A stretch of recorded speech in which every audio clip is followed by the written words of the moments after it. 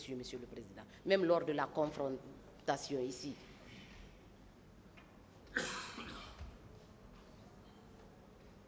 Monsieur Mamadi Soumaoro, l'un des témoins qui était au stade Kalia pour suivre sa formation militaire, a également déclaré que les recrues ont quitté les camps les 24 et 25 septembre 2009 pour être conduits à Conakry.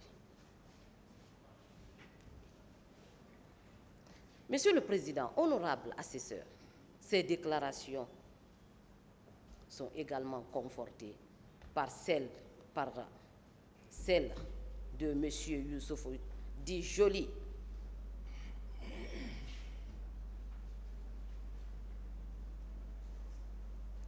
Ce dernier, Monsieur le Président, a déclaré à cette barre que le capitaine Moussa Dadis Camara, pour pouvoir se maintenir au pouvoir, se lavait avec du sang humain fraîchement recueilli. Il a dit ici, Monsieur le Président, il a insisté dessus. Monsieur le Président, ce qu'on ne comprend pas dans ce dossier-là est le fait que ces recrues fraîchement arrivées de Fodekaria soient... Vous n'aviez pas la police de l'audience, doyen.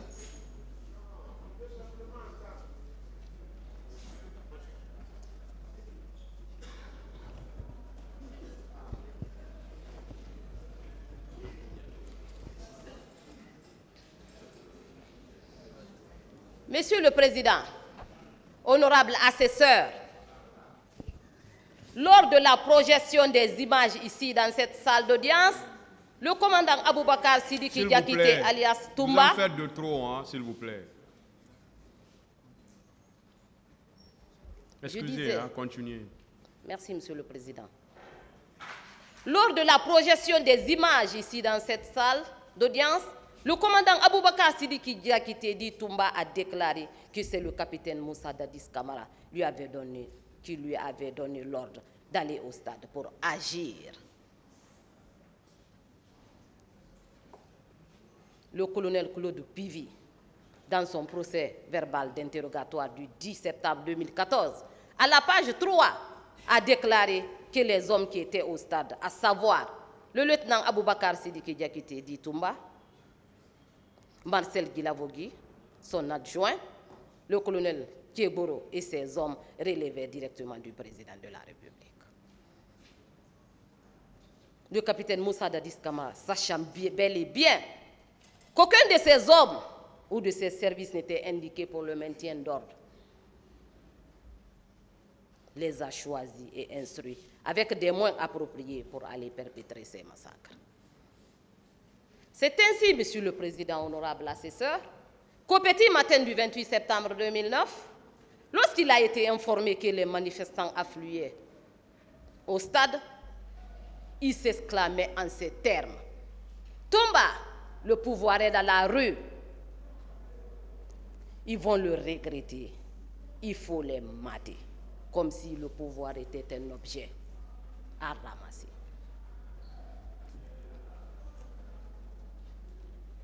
Après s'être battu comme un lion lui-même pour aller au stade pour perpétrer ces infractions.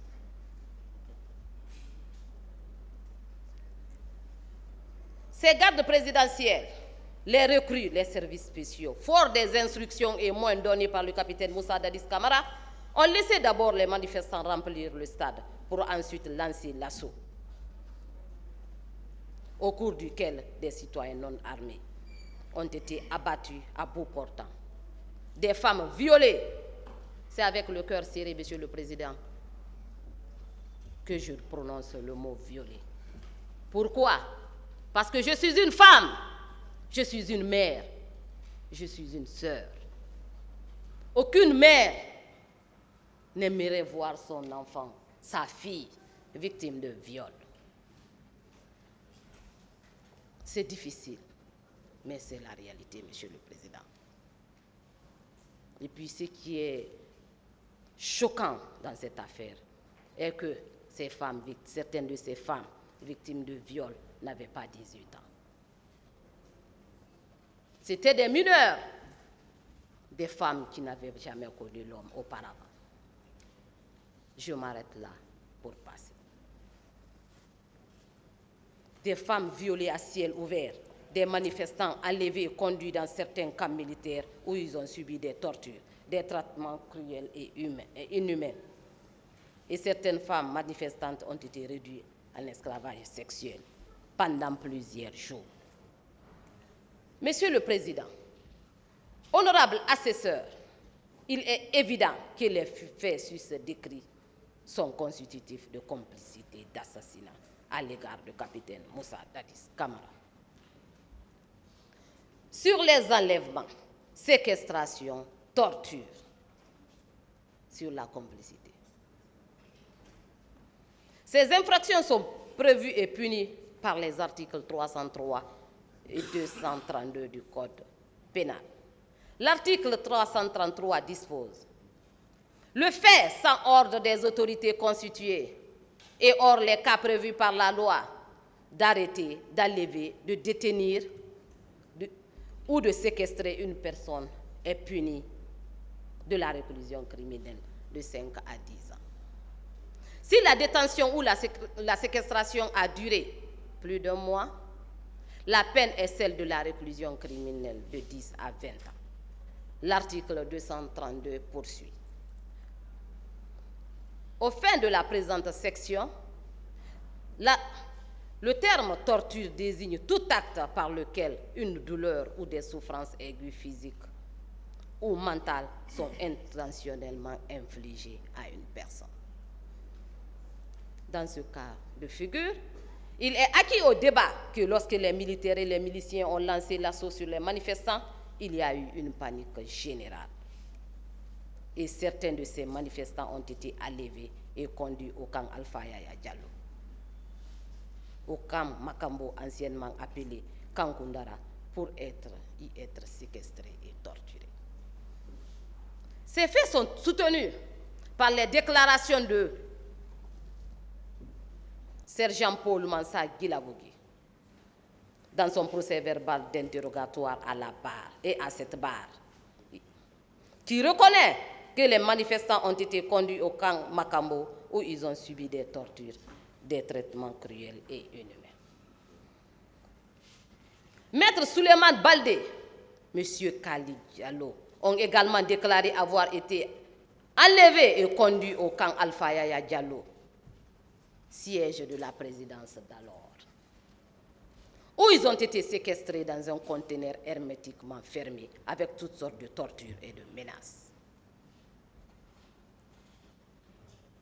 Ces faits sont les conséquences de l'exécution des instructions, aides et fournitures de moyens du capitaine Moussa Dadis Camara aux éléments de la garde présidentielle, aux services spéciaux de Kéboro et aux miliciens infiltrés. Dès lors, il y a lieu de retenir le capitaine Moussa Dadis Camara dans les liens de culpabilité, de complicité, d'enlèvement, de séquestration et de torture. Sur la complicité des coups et blessures volontaires et de pillage et de destruction de biens mobiliers.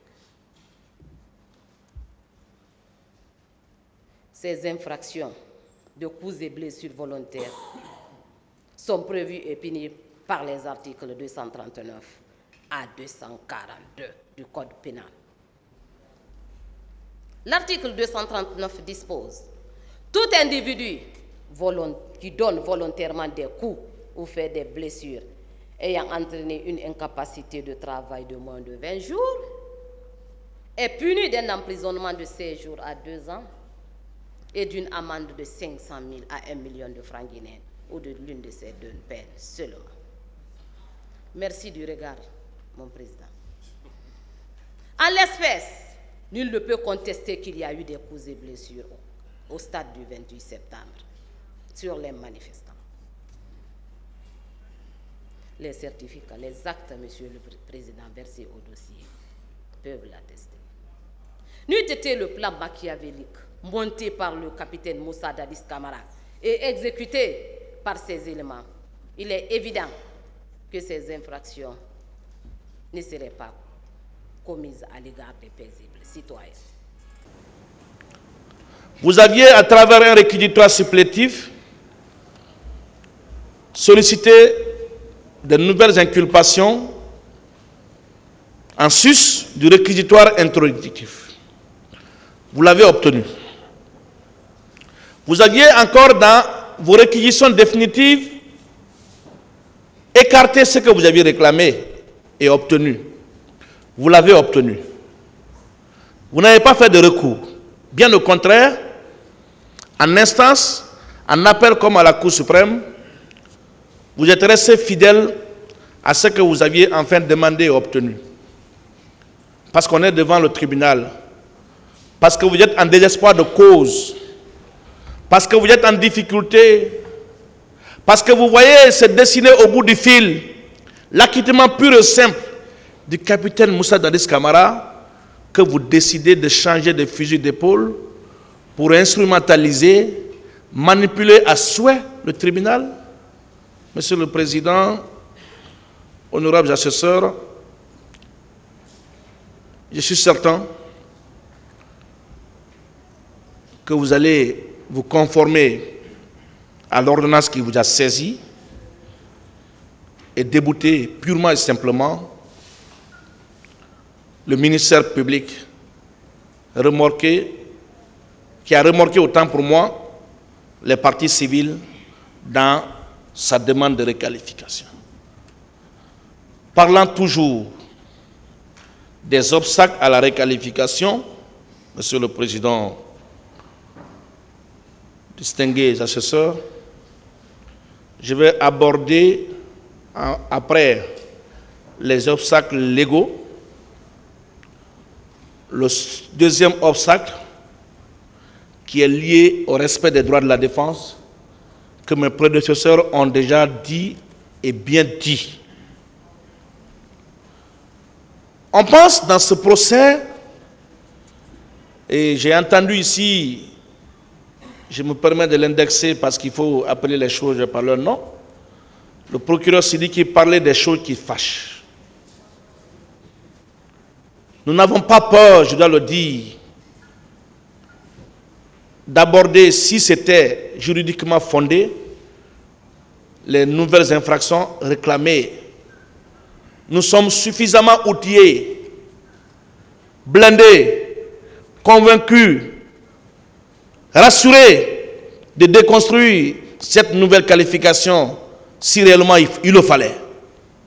Nous n'avons nullement peur. Mais nous ne sommes pas des tailleurs. Nous sommes des juristes purs. La défense est constituée ainsi. Nous cherchons à convaincre par la science et non à tailler des lois sur mesure. C'est pour ça que nous ne sommes pas d'accord d'aller sur ce terrain. Sinon, des arguments, nous n'en manquons pas. Nous en avons en abondance, en excès d'ailleurs. Nous sommes même prêts à en exporter s'il le faut. Monsieur le Président, Maître Samouri et Maître Jean-Moussa Sebogui vous ont rappelé que nul ne peut contester le pouvoir de requalification dévolu à votre tribunal. Personne ne peut contester sur le principe. Mais nous sommes en droit pénal. En droit pénal, ce sont des règles strictes qui sont d'interprétation rigide. On ne philosophe pas en droit pénal. On ne tâtonne pas en droit pénal. C'est la précision en droit pénal. Tout est encadré en droit pénal. Tout est fait pour éviter l'arbitraire en droit pénal. Tout est aménagé pour contrecarrer les abus de procédure en droit pénal. Vous ne pourrez pas manipuler ce tribunal,